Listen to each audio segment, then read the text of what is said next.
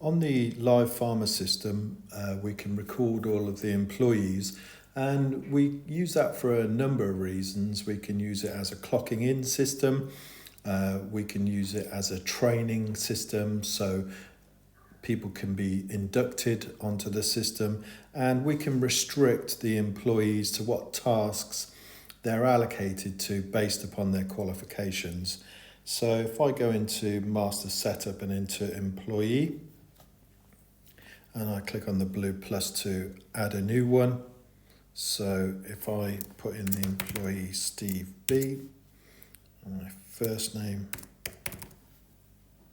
and surname. We've got other information that we can keep as well.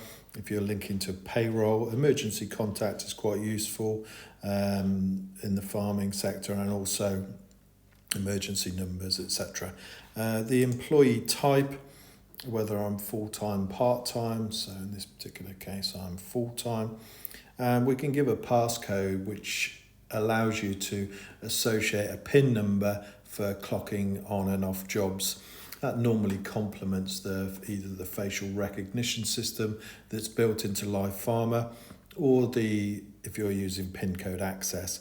So the field here, inducted. If I'm a new employee, you can force me to watch an induction video, and as soon as I've watched the induction video, it will change the status to yes and what date I've been inducted. So the employer type allows me to filter out what type of employer it is. So if I say that I'm a manager in this particular case, and the worker type is I'm a management, the worker types are used to filter different pay grades, etc. So I can also now add in the jobs that I'm capable and have been trained to do. So this is a good way of filtering your employees to make sure that you don't allocate tasks to them that they haven't been trained for.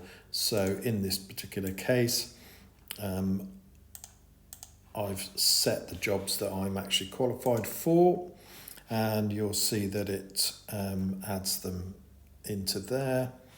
I can add my own mobile phone details. The payroll software ID, if I'm linking to a payroll, that'll be my payroll works number.